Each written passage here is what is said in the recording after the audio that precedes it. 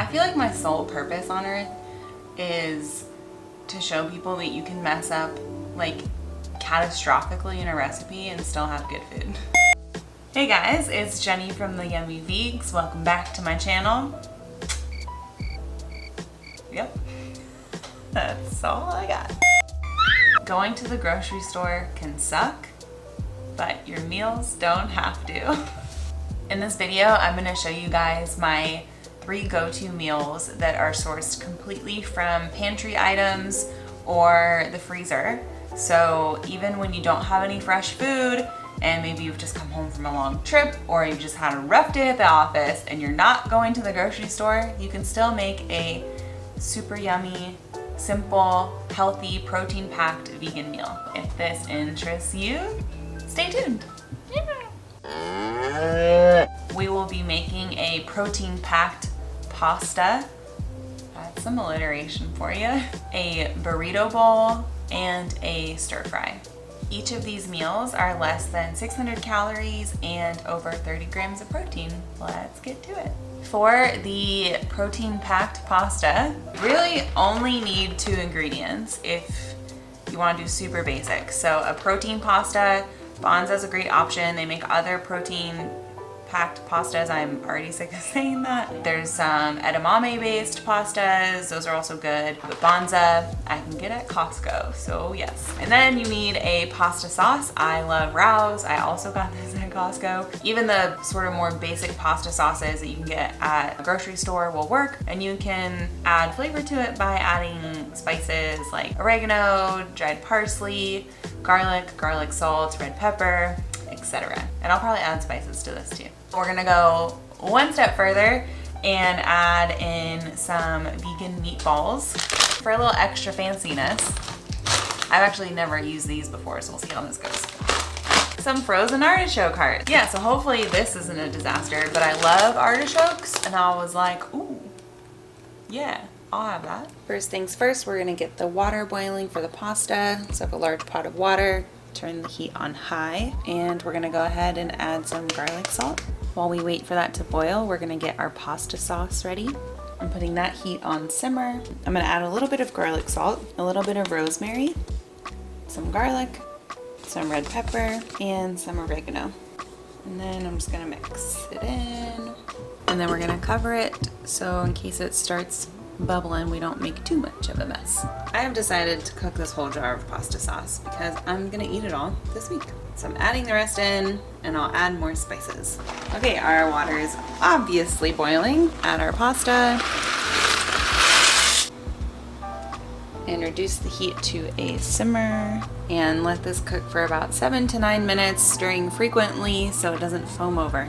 We'll see if I can manage. Here is our drained pasta. We're gonna add in our sauce. Yeah, don't do that yet. Go ahead and cook your frozen meatballs in the sauce before you put it in the pasta. Otherwise your pasta is gonna get super soft like mine did. Whoopsies. And then we're gonna add in our frozen meatballs to cook along with this. Right in there. And we let this cook for about 12 minutes. So it definitely makes sense to put the meatballs in with the sauce, but I totally forgot. So our pasta might be a little extra soft. I have the frozen artichokes in a bowl. Then I'm just gonna add some water and put it in the microwave for about 3 minutes. Here are our artichokes. I'm going to drain them. I'm gonna go ahead and season them a little bit. Gonna add some garlic, some oregano, and some olive oil. And we're just gonna mix that around. And I'm gonna add a little bit of balsamic vinegar.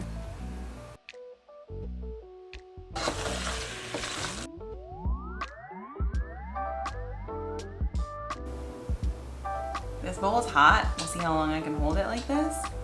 Obviously we have to try a meatball, right? That was a little baby bite. Come on, girl.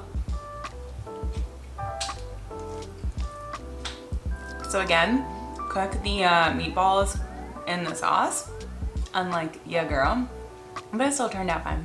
I feel like my sole purpose on earth is to show people that you can mess up like catastrophically in a recipe and still have good food. The artichokes legit are worth getting. They're so good. Other things you can add to this, if you have them, would be fresh basil, parsley, tomatoes. You could cook up some onions or mushrooms. But again, this is a pure pantry and freezer meal only. And I feel bad because I have basil like right out there in my garden. It's like 3 feet tall.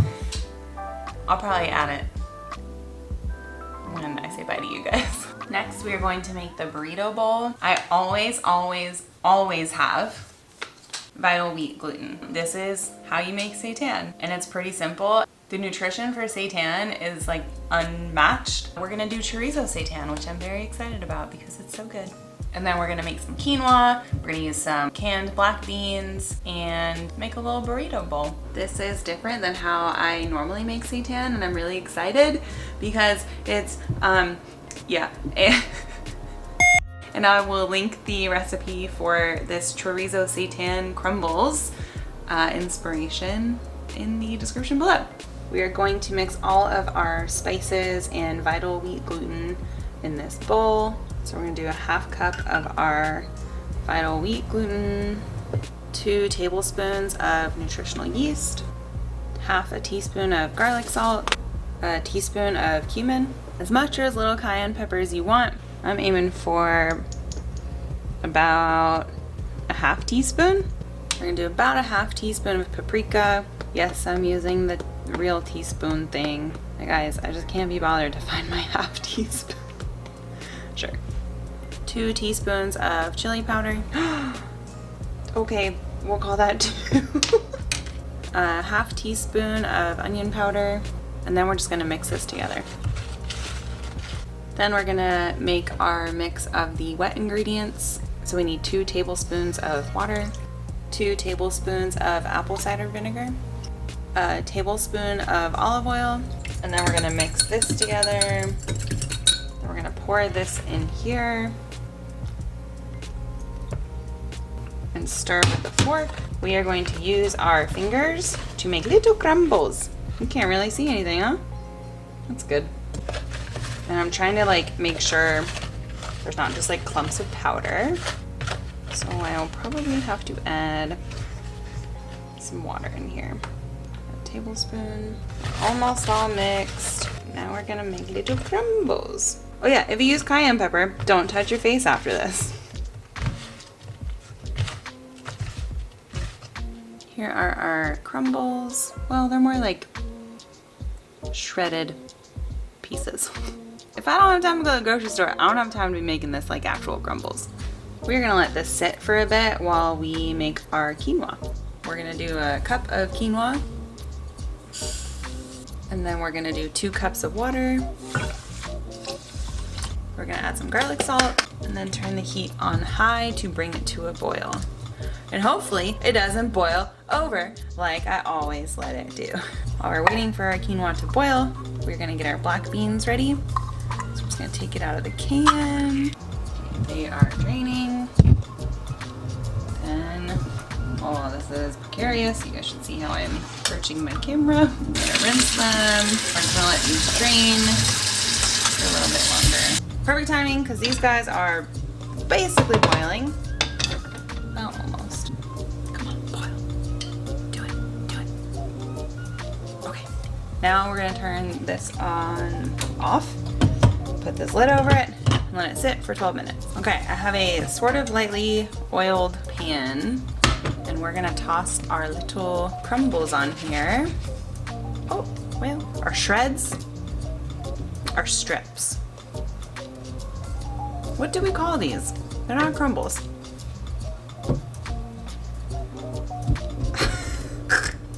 Our dingleberries.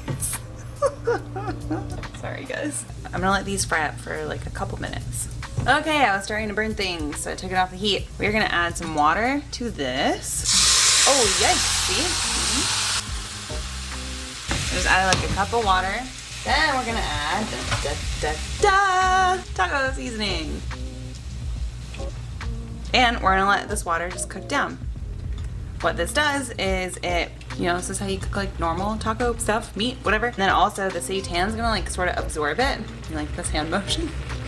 and it's gonna get bigger, which is awesome. We're gonna do this for about 8 to 10 minutes. Well, really until the water evaporates. Chorizo seitan, bomb. Quinoa and black beans, cool, great.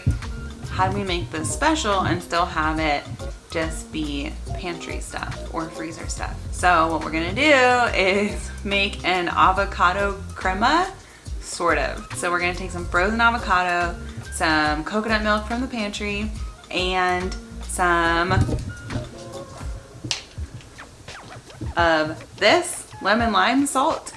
And obviously if you have real limes on hand, that's way better. But again, we're doing pantry and freezer only. Yeah, it's gonna be bomb. Hopefully. I am going to use my food processor. We have our frozen avocado chunks. We're gonna do about a 1/4 cup. Oh no. Then we're gonna do about a tablespoon of coconut milk. Then we're gonna add some garlic, some red pepper, and some cumin. And then some of this lemon lime salt. Again, it's way easier to just use lemon juice, but the plan is pantry only. We're gonna blend it. We'll grind it. Okay, so we still have a couple like frozen-ish chunks of avocado in there, but it'll it'll get to room temperature and it'll be good. But yeah, that's our pantry frozen avocado cream thing. This is our quinoa. We're gonna add the black beans in here. Ooh, the kitchen is smelling good. We're almost done with the seitan. I don't know if you guys can tell. Maybe I'll do like a side-by-side, but like, I feel like the pieces got a little more voluminous, if you know what I mean. I don't know why I do that.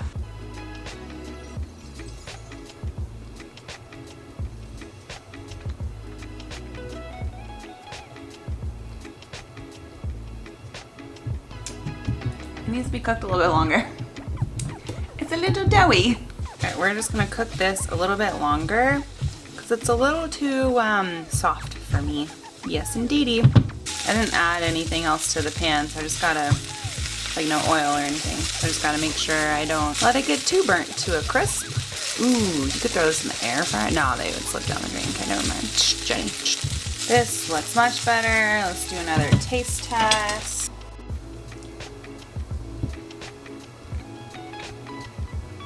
Much better. Now we just need to make our bowl. So I have about a 1/2 cup of quinoa and a 1/4 cup of black beans in there. And I'm gonna do about half the seitan. Then we're gonna add our pantry freezer avocado cream. And then we're gonna add some salsa. Oh, excuse me, too much cayenne. But I already have some in the fridge, so I'm gonna use that instead of opening one from the pantry. Okay, it doesn't look like much, but it is so freaking good and nutritious. And I think the avocado cream, whatever, you can't see it anymore, but it's there and you can taste it, and it's a good addition. And the seitan, yes, very freaking good. And then if you have like tomatoes, actual limes, vegan cheese, nutritional yeast, lettuce, or even like green onions or chive, those would be great additions to this as well. But again, purely pantry and freezer meal. Yay! That was kind of excessive, huh? Now we are going to make our lentil edamame stir fry, and we're gonna start with cooking the lentils. We are gonna use green lentils for this recipe. All right, so we have about 3-ish cups of water, and we're just gonna add some flavors to it. So we're gonna add some garlic salt, and just some regular salt. And we're gonna wait for that to boil before we add in our lentils. We're gonna add about a cup of lentils, give a light little stir, and then we're gonna let this sit with the lid cracked for about 15 to 20 minutes. This is going to be a very microwave heavy dish, which is, I don't know, depends on how you look at it. I feel like it just makes it easier because we are going to be microwaving frozen broccoli, frozen asparagus, frozen edamame, and found this guy sort of recently at the store, some instant brown rice. So we're gonna do this first. We are gonna do 1.5 cups of brown rice, and then we're gonna add 1.5 cups of water. And we're gonna need a bigger bowl. Silly Jenny. And we are going to microwave this for 9 minutes. While we are microwaving, we are going to get our spicy gochujang, sauce ready. Using only pantry items. Yay. And just to be totally transparent, this did come from my fridge, but you can store it in your pantry before you open it, and then it lasts in the fridge for like ever. So I still think it falls under the category of pantry freezer meals only. And my battery is gonna die. We are gonna do 2 tablespoons of the gochujang. Now we're gonna add about 2 tablespoons of coconut milk. We're gonna add 2 tablespoons of soy sauce, 1 tablespoon of sesame oil, 1 tablespoon of rice vinegar, a little bit of agave, and then some garlic. And then we're just going to mix this around. Make sure we get all the clumps from the gochujang sauce out. We're gonna taste test the gochujang sauce. I probably should have made more, because oh my god, it's so good. Okay, our rice has just come out of the microwave. It's hot. We're gonna microwave the frozen broccoli. Microwave for about 5 minutes. Now we're gonna microwave our edamame. And now we are going to microwave our asparagus. Our lentils are ready to be drained. Here are our drained lentils. We are going to take them off the heat and put them to the side. Now we're just gonna stir fry everything, including the rice, but not the lentils. Medium-high heat. Oh, this is still hot. The rice in there with some sesame oil and some garlic salt and some garlic. So we're just gonna let this like crisp up a little bit. Our rice has crisped up a bit, so now we're gonna add in our steamed edamame and our broccoli and our steamed asparagus. That's probably too much asparagus, but we'll make it work. And then we're gonna add in our sauce. And then we're gonna add in the edamame. Geez Louise. This, lentils.